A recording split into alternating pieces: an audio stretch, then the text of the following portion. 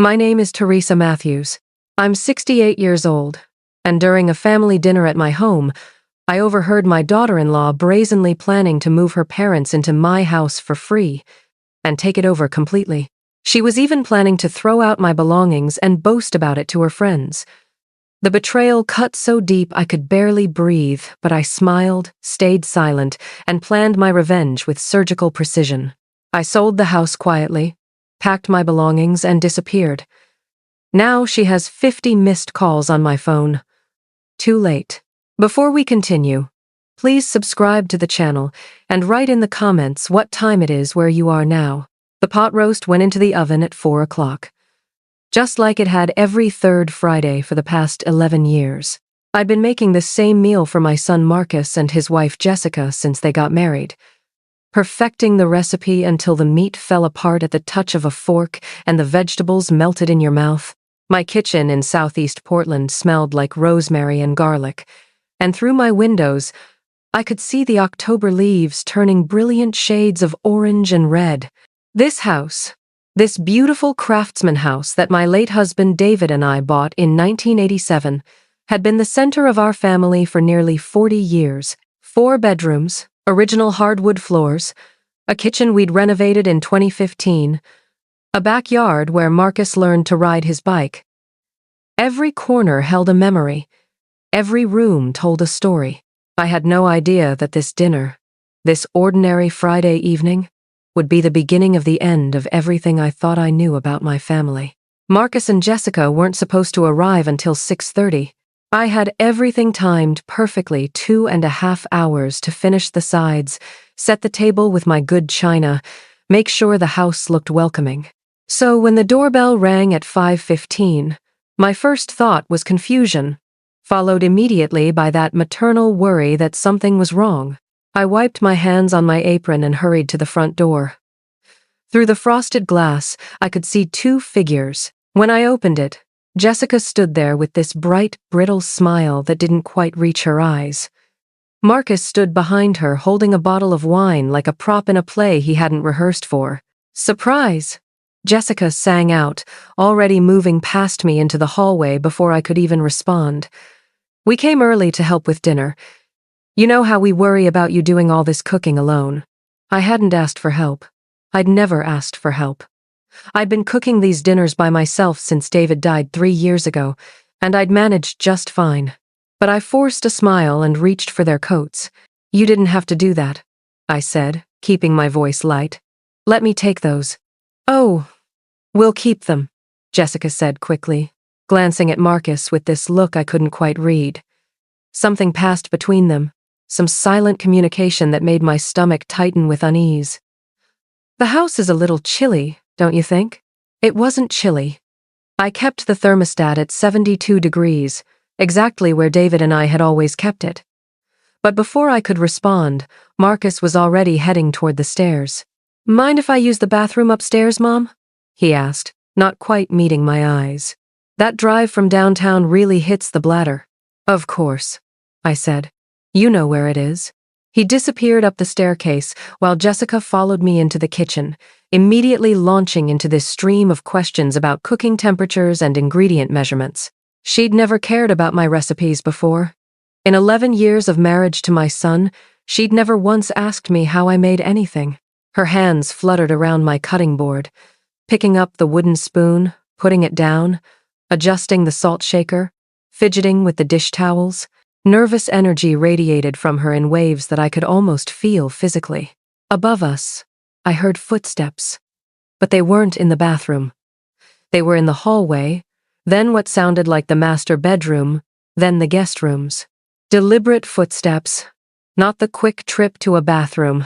Someone walking slowly, methodically, through each room of the second floor. "Teresa, should the oven be at 350 or 375? Jessica positioned herself directly in my line of sight to the doorway, blocking my view of the stairs. 350 is fine," I said, trying to peer around her. "And you're doing stuffing inside the roast? Isn't that kind of risky? I read somewhere that you can get bacteria." I'd been cooking pot roast for 45 years. I knew exactly what I was doing. But Jessica kept talking, words tumbling over each other too fast, her voice pitched just a little too high. Above us, I heard a closet door open, then close. More footsteps moving from room to room. A systematic inspection of my private spaces. "I need to get the tablecloth from the linen closet," I said finally, my heart starting to pound. "Keep an eye on that timer." I walked to the stairs, each step careful and measured. At the landing, I heard Marcus's voice, but it wasn't coming from the bathroom. It was coming from somewhere down the hall, near the master bedroom, my master bedroom, the room I'd shared with David for 36 years before cancer took him from me. I froze on the 8th step from the top, and that's when I heard the words that would change everything. "Yeah, Dad, it's perfect." Marcus's voice carried that excited edge men get when they think they've won something valuable. 3 bedrooms upstairs, huge basement we can convert. I measured earlier when Mom was at the grocery store last week. Made a copy of her spare key. Plenty of space for your workshop. My hand gripped the banister so hard I felt splinters dig into my palm. Made a copy of my key. Been in my house without my knowledge. Measuring my rooms like he was already the owner. "Couple more months and you'll be living here," Marcus continued, and I heard him laugh. That easy, careless laugh that used to make me smile when he was a boy. Now it turned my stomach. The old woman has no clue what's coming. The old woman, my son, my only child, the boy I'd raised alone after David died, was calling me the old woman, like I was some stranger, some obstacle to overcome. "Jessica found a decent assisted living place on the outskirts." Another voice joined the conversation. I realized with growing horror that Marcus had someone on speakerphone, cheaper than the fancy ones. "We can afford $2,400 a month easy once we're not paying rent on our place." $2,400 a month. They'd already chosen a facility, already calculated what they could afford by eliminating their own housing costs and moving into my house. My house. The house David and I bought when Marcus was 2 years old. I stood on that staircase, my legs trembling, my heart hammering against my ribs so hard I thought it might crack them. The hallway above me seemed to narrow, the sounds becoming too sharp, too clear, cutting into me like broken glass. "Tell Mom the neighborhood is appreciating 15% annually," Marcus said, pride evident in his voice, like he'd accomplished something impressive. "We can sell it in 5 years if your dad gets tired of Portland. Make a killing. Selling it." They were already planning to sell the house David and I built a life in. The house where I'd nursed my husband through his final months, where every room held pieces of him I couldn't bear to let go of. "What about her stuff?" The voice on the phone, I realized it must be Jessica's father, Robert. "All that furniture and those collections?" "Estate sale," Marcus replied casually, like he was discussing what to have for lunch. "Her furniture is ancient anyway. We can probably clear $5,000 easy from selling her old stuff. That'll cover the first month at the facility." I descended the stairs before they could discover me. Each step measured, silent, my body moving on autopilot while my brain struggled to process what I'd heard. My own son was planning to warehouse me in a budget facility, sell my belongings, and take over my home. And he was doing it with Jessica's full participation, probably at her instigation. In the kitchen, Jessica was examining my wine glasses, holding one up to the light like she was inspecting it for flaws. "Find it okay?" Her voice sounded tiny, like it was coming from underwater. "Changed my mind," I managed to say, my voice steady despite the earthquake happening inside me. "The table's fine without it." She studied my face for a moment, and I watched calculation run behind her eyes. But I kept my expression neutral, gave her nothing to read. After a moment, she smiled. "You look a little pale," she said, tilting her head with fake concern. "Are you feeling all right?" "Just the heat from the stove," I lied, turning away before she could see the rage building behind my eyes. Marcus returned 10 minutes later, settling into the kitchen chair like he already owned it, like he was already master of this house. "Great place, Mom. You've really maintained it well. Must be worth a fortune now in this market." "I manage." I said flatly. Dinner became a performance I watched from outside my own body. Jessica touched my arm repeatedly, called me Teresa, with emphatic warmth that sounded manufactured and false. She expressed elaborate concern about me managing this big house alone. Each gesture felt choreographed, rehearsed, part of a script they'd been practicing. Marcus complimented the crown molding, the updated kitchen appliances, the way the dining room caught the evening light.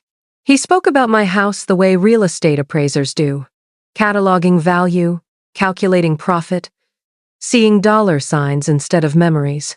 You ever think about simplifying? Jessica cut her pot roast into precise squares, not eating, just rearranging food on her plate. Something smaller, easier to maintain. There are wonderful communities for active seniors now. Beautiful places with activities and social opportunities. Haven't thought about it, I said, chewing slowly, watching her performance. Well, you know Marcus and I are always here if you need anything. She reached across the table, squeezed my hand with fingers that felt cold and grasping. Anything at all. We worry about you rattling around in all this space. It's a lot for one person. She'd always been a terrible liar. Even as a girlfriend in her 20s, before she married Marcus, I'd noticed how her eyes went wide when she was being dishonest, how she oversold every emotion. She was overselling now, her concern pitched too high, landing wrong, sounding hollow. They left at 8:30. Jessica hugged me at the door, holding on longer than necessary. Love you, Teresa, she whispered against my shoulder. Call us if you need anything. We're here for you. Always. The door closed behind them. I stood in my hallway, listening to their car start, pull away, disappear down my tree-lined street into the October darkness. Then I walked through each room they'd examined with their measuring tape and their greedy eyes. I saw my living room transformed into Jessica's parents' space, my master bedroom converted for their use, my basement claimed for Robert's workshop that he'd always wanted. I sat at my dining table, surrounded by dirty dishes and half-empty wine glasses, looking at the pot roast carcass stripped clean like something archaeological. The house felt different now, contaminated by their plans, violated by Marcus's secret visit with his copied key. I didn't sleep that night. Couldn't. Every time I closed my eyes, I heard Marcus's voice saying the old woman has no clue. Heard him laugh about warehousing me in a cheap facility. Heard him calculate the profit from selling my belongings like I was already dead. By morning, I'd cycled through every emotion humans are capable of feeling. Disbelief that my own son could betray me like this. Hurt so deep it felt like physical pain in my chest. Rage that burned so hot I thought it might consume me from the inside. And finally, somewhere around dawn, I arrived at something colder, clearer, more dangerous than any of those emotions. I arrived at calculation. Morning light found me still sitting at the kitchen table, still wearing yesterday's clothes, a mug of coffee gone cold between my hands. On the shelf above the sink, a framed photo showed Marcus at 8 years old, gap-toothed and grinning, holding up a drawing he'd made of our house. I remembered that day with painful clarity, remembered everything. Being a single mother after David's death, working as an interior designer while raising a child alone, paying for Marcus's college at University of Oregon, helping with his first apartment deposit when his credit wasn't established yet, being there for every milestone, every crisis, every moment he needed his mother. And this was how he repaid me. By calling me the old woman and planning to dispose of me like furniture he didn't want anymore. My hands had stopped shaking somewhere around dawn. My tears had dried up around 5 a.m. Now I just felt cold, clear, focused. They wanted my house. They wanted to erase me from my own life. Fine. Let them try.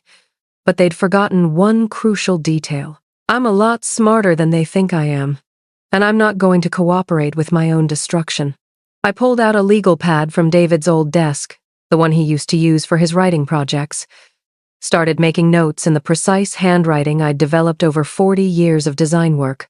At the top of the page, I wrote, Project Independence. Then I began planning exactly how I was going to destroy their little scheme and make sure they never forgot the consequences of underestimating Teresa Matthews. The public library on Stark Street became my office for the next 3 days. I couldn't risk using my home computer. Marcus had the tech skills to check my browser history if he got suspicious. Every morning, I told myself I was going to the library to read and socialize, maintaining the fiction of my normal routine. But instead, I sat at a corner terminal in the reference section, surrounded by law books and printouts, researching Oregon property law with the focus I used to bring to my design projects. Page after page of statutes and case precedents filled my notebook. Sole ownership, clear title, no co-signers, no joint tenancy, no claims from adult children. The house was mine. Purchased in 1987, mortgage paid off in 2009. My name only on the deed since David died. I could sell it tomorrow if I wanted to. Didn't need Marcus's permission. Didn't need anyone's permission. Didn't even need to tell them until it was done. I learned about quick sales in hot markets, about cash buyers who could close in 30 days or less, about Portland's real estate explosion that had driven property values up 40% in 5 years. My house, in a desirable neighborhood with original craftsman details and recent kitchen updates, could sell for $680,000, maybe more. Could sell fast to the right buyer. Could be gone before Jessica and her parents even signed a lease on a moving truck. On Thursday, I made an appointment with an attorney, Richard Huang, found through the Oregon State Bar website. No personal connections, no one who knew my family. No chance of information leaking back to Marcus. His office occupied the 12th floor of a downtown building, all glass and polished mahogany, and the quiet confidence that comes from winning cases. Mrs. Matthews. He shook my hand, gestured to a leather chair, his eyes sharp and assessing. Mid-50s, silver at his temples, the kind of attorney who'd seen every variety of family betrayal. You mentioned property questions on the phone. How can I help you? I opened my notebook, turned to the page where I'd written my questions in numbered list format. My design training had taught me to be organized, methodical, to leave nothing to chance.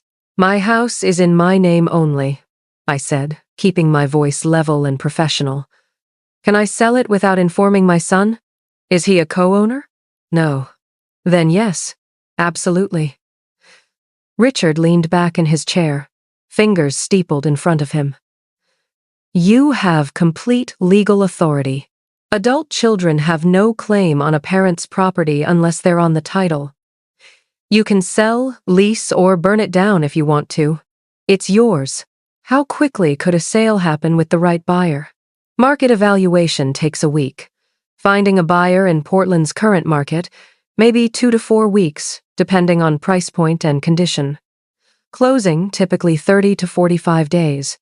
Faster with cash buyers who don't need mortgage approval. I wrote this down, drawing arrows between timeline points, calculating windows of opportunity. If someone is planning to move into the house, can they stop the sale?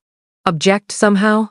His eyebrows rose slightly, the first sign of personal interest breaking through professional detachment. Not if they have no legal interest in the property. They can be unhappy about it, but unhappy isn't legal standing. Even if you verbally promised them something, verbal promises about real estate are unenforceable in Oregon. Everything requires written contracts, properly executed. What if they claim I'm incompetent? Try to get power of attorney or guardianship? Have you been diagnosed with dementia or any cognitive impairment by a licensed physician? No. Then they'd have to prove incompetence in court. That requires medical evidence, expert testimony, a judge's ruling. Takes months, sometimes years, and you'd have the right to contest it with your own experts. He leaned forward, studying my face. Mrs. Matthews, you seem perfectly lucid to me, organized, articulate, clearly capable of making your own decisions. Any competency challenge would be difficult to win. I asked 6 more questions, each one specific, technical, stripping emotion from the equation. This was blueprint work now. Specification and sequence. Richard answered everything precisely. occasionally referencing statute numbers I copied into my notebook. When we finished, I'd spent an hour and paid him $300 for a consultation that gave me everything I needed to know. I could sell my house. They couldn't stop me. And by the time they discovered what I'd done, it would be too late for them to do anything about it. Walking back to my car in the parking garage, I felt something I hadn't felt since David died. I felt powerful, in control, like I had agency over my own life, instead of being swept along by other people's plans for me. Marcus and Jessica thought they could manipulate me, warehouse me, steal my home out from under me. They'd forgotten that I'd run a successful interior design business for 25 years, that I'd negotiated contracts with difficult clients, managed complex projects, solved problems that seemed impossible. They'd mistaken grief for weakness, my quiet nature for inability to fight back. They were about to learn exactly how wrong they'd been. I called the real estate agent from a coffee shop on Burnside, not from my house where walls might have ears. Linda Wu's name had come up repeatedly in my neighborhood's email list, always with glowing reviews. Sold in 3 days! Got $20,000 over asking! Linda is a miracle worker.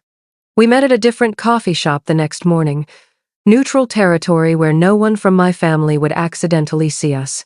Linda arrived exactly on time, mid-40s, expensive coat, carrying a leather portfolio that looked like it cost more than my monthly grocery bill. "Mrs. Matthews," she said, sliding into the booth across from me. "You mentioned needing discretion on the phone, but..." I pushed a folder across the table. Inside were property details, maintenance records, receipts for every update and repair I'd done in the past 5 years. I need to sell my house, but my family can't know yet, not until it's done. She didn't ask why. Professional enough to recognize that family complications were common in real estate, that asking for details wasn't her job. She opened the folder, studied the paperwork with the focused attention of someone who knew exactly what she was looking at. Craftsman in Southeast Portland, original details, updated kitchen, 4 bedrooms. She looked up, eyes bright with professional interest. In that neighborhood with those features, I'd estimate $680,000, possibly $720 depending on specific condition and how fast you want to move. We can do preliminary marketing without public listing. Show it to our network of buyers, agents who have clients actively looking. Very quiet, very fast. How fast? If we find the right cash buyer, 3 weeks to get an offer, 30 days to close. You could be done in under 2 months. 2 months. Jessica and her parents were planning to move in around mid-January. If I moved fast enough, started the process now in early November, I could have the house sold and the deed transferred before they even rented a moving truck. "I want to start immediately," I said. Linda pulled out a preliminary listing agreement. I signed it right there, in a coffee shop on a Tuesday morning while my son and daughter-in-law thought I was home watching game shows and feeling old and helpless. The pen scratching across paper felt like the first move in a chess game they didn't even know they were playing. Over the next 3 weeks, I became someone I barely recognized. Someone capable of deception, of playing a role, of performing weakness while planning destruction. I'd never been manipulative before, never saw the point of games and subterfuge, but they'd taught me that sometimes you have to fight dirty to protect yourself. I started leaving mail scattered on the kitchen counter. Bills opened but not filed, envelopes stacked haphazardly like I couldn't keep track of my paperwork anymore. When Jessica visited, and she'd started visiting twice a week now, always with some transparent excuse, she'd see the mess and exchange meaningful glances with Marcus. I mentioned forgetting appointments I'd never actually made. "Oh, I thought my dentist was yesterday. Must have mixed up the dates." Jessica would nod with exaggerated sympathy, mentally adding another check mark to her list of my supposed decline. I moved slower when they were around, sighed heavily when climbing stairs, held the railing like I needed support, paused at the landing like I was catching my breath. None of it was real. I could still hike 3 miles without breaking a sweat, but they didn't need to know that. Halloween came and went. I left the decorations in boxes in the basement, told Jessica I was Just too tired to bother this year when she asked about it. Her eyes lit up with barely concealed triumph. Like this was more evidence of my deterioration, more justification for their plan. Teresa, she said, touching my arm with those cold fingers, would you ever consider downsizing? Just think about it. Something smaller, easier. No stairs, no yard work, no maintenance. There are beautiful communities for active seniors. You'd have so much less stress. I don't know, I said, making my voice uncertain, adding a little tremor like I was overwhelmed. This house is so big. Sometimes it does feel like too much. She practically glowed, called Marcus the moment she left. I heard her through the door. She didn't close properly, her voice excited and triumphant. She's starting to crack. Another few weeks and she'll agree to anything. What she didn't know was that while she was visiting, commenting on my disorganization and forgetfulness, I was renting a storage unit in Beaverton, 20 miles away, completely anonymous, climate-controlled unit with 24-hour access. I'd been moving things there for 2 weeks. David's watch collection that his father gave him. Photo albums from our wedding, from Marcus's childhood, from family vacations we took before cancer stole David from us. Important documents, birth certificates, David's death certificate, old tax returns, medical records, my grandmother's jewelry, the good china we used for special occasions. Every item I moved was something they couldn't claim later, couldn't sell in their estate sale, couldn't profit from while erasing my existence. I worked quickly, efficiently, making trips during weekday mornings when Jessica was at her marketing job and Marcus was at the architecture firm downtown. My car loaded with boxes, driving to Beaverton, unloading in the anonymous hallway while other people stored their own treasures and secrets. I started selling furniture online, used anonymous accounts on Facebook, Marketplace, and Craigslist. Downsizing for retirement. My posts read, beautiful antique desk, $600, cash only. Guest bedroom furniture set, $800 for everything. Vintage dining chairs, $400. Buyers came during weekday mornings, loaded furniture into their trucks, handed me cash I deposited in a new bank account Jessica and Marcus knew nothing about. Each piece sold was a piece they couldn't have, couldn't use in their fantasy house where they'd erased me and moved in Jessica's parents. By mid-November, my house had started looking noticeably emptier. But I was ready for that too. When Jessica commented on it, Teresa, where's your grandmother's china cabinet? I had my answer prepared. Donated it, I said vaguely, adding a little confusion to my voice. Was it grandmother's? I thought it was from that second-hand store. My memory's not what it used to be. She ate it up. More evidence of my decline. More justification for their plan. She had no idea I'd sold that cabinet for $1,200, and the money was sitting in an account they'd never find. Linda called on November 20th with the news I'd been waiting for. I have buyers. Young couple. Both work in tech. They love the neighborhood. $700,000, all cash. Close in 30 days. $700,000. $20,000 more than I'd hoped for. And all cash meant no mortgage contingencies, no financing delays, no complications that could give Marcus and Jessica time to discover what I was doing. When can we sign? I asked. Come to my office tomorrow. Bring your ID and the deed. We can have the paperwork done in an hour. I signed the acceptance the next morning in Linda's office, while across town, Jessica was probably telling her parents that everything was going according to plan, that the old woman was weakening, that by Christmas they'd have her convinced to move into that cheap facility. The closing date was set for January 7th. Jessica and her parents were planning to move in on January 15th. Perfect timing. The house would already belong to someone else before they rented their moving truck. I met with Richard Huang one final time to make sure every detail was covered.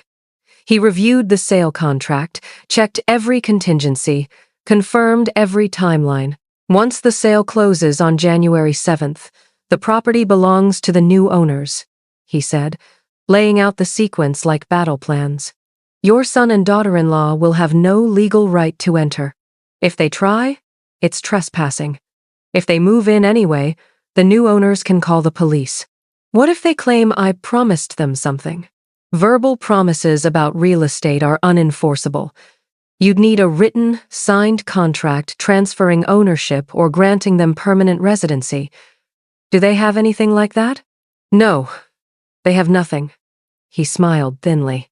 Then they have no case. They'll be angry. They'll probably try to guilt you or intimidate you. But legally, they have zero recourse. The house is yours to sell.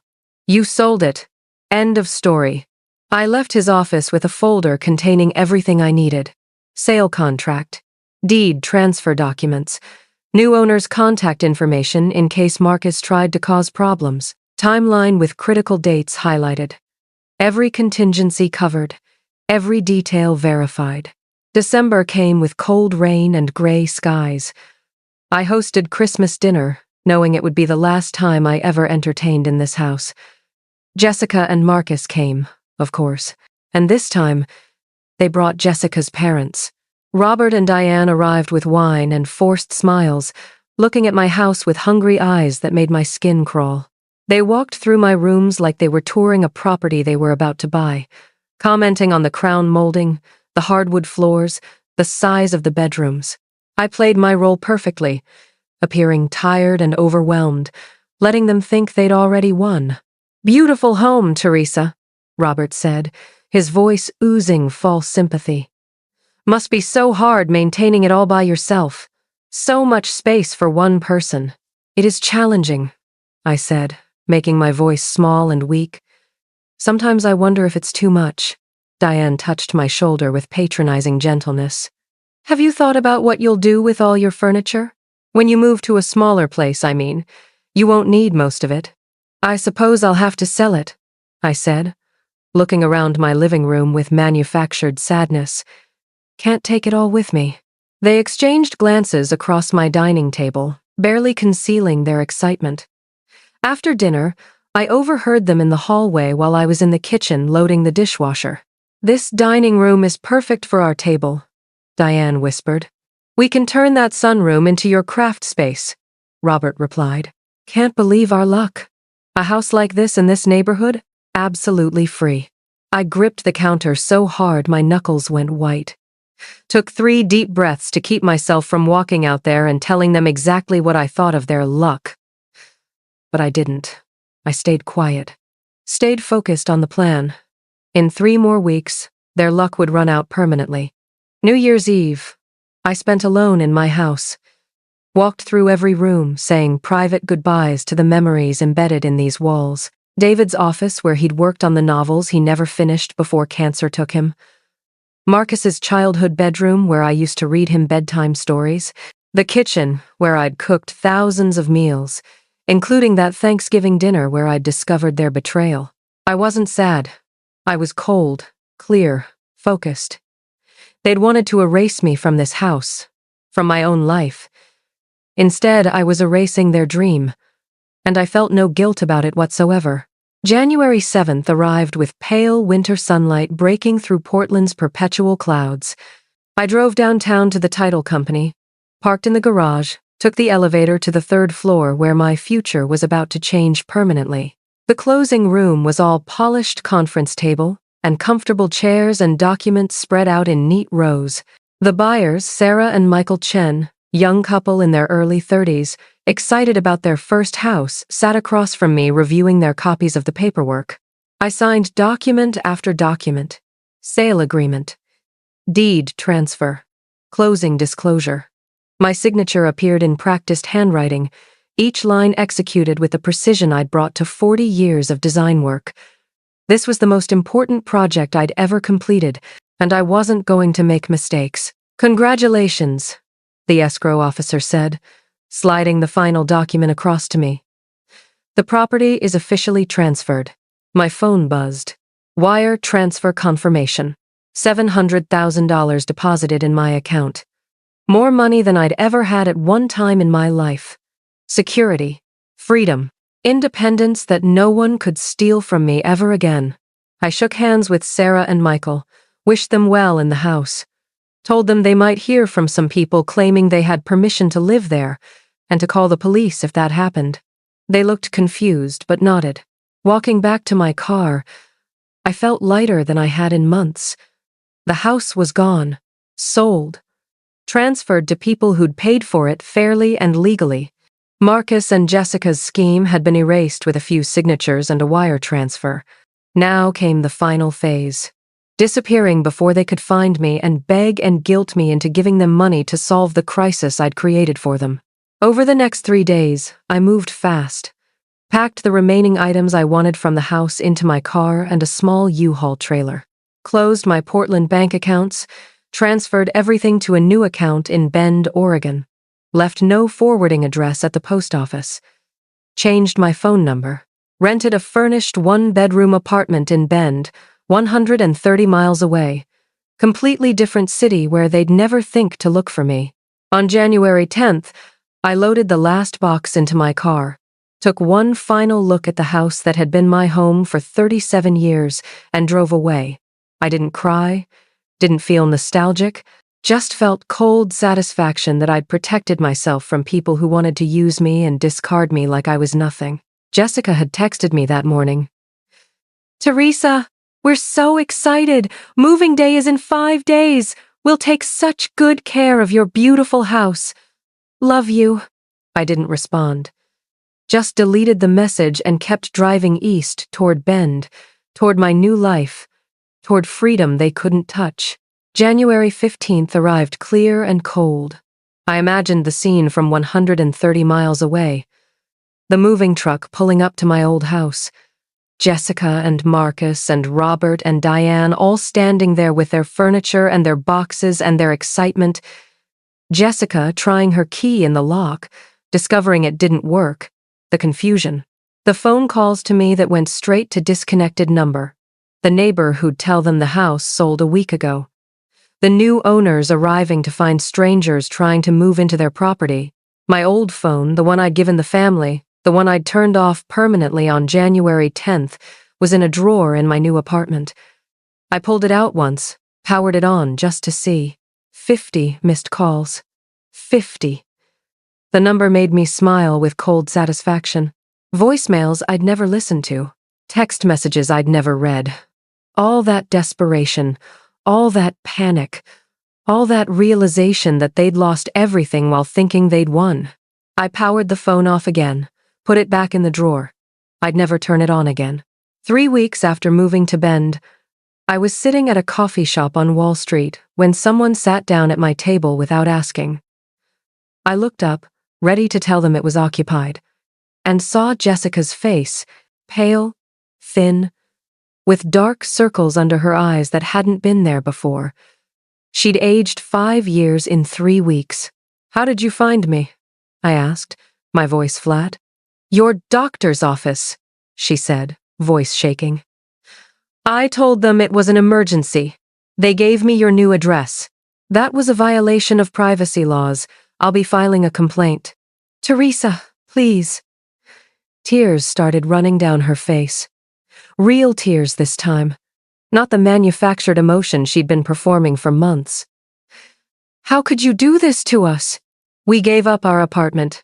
Robert and Diane gave up their place. We have nowhere to go. We're staying in a hotel. Do you know how much that costs?" "I imagine quite a lot," I said, sipping my coffee. "We're family. Marcus is your son. How can you just abandon us like this?"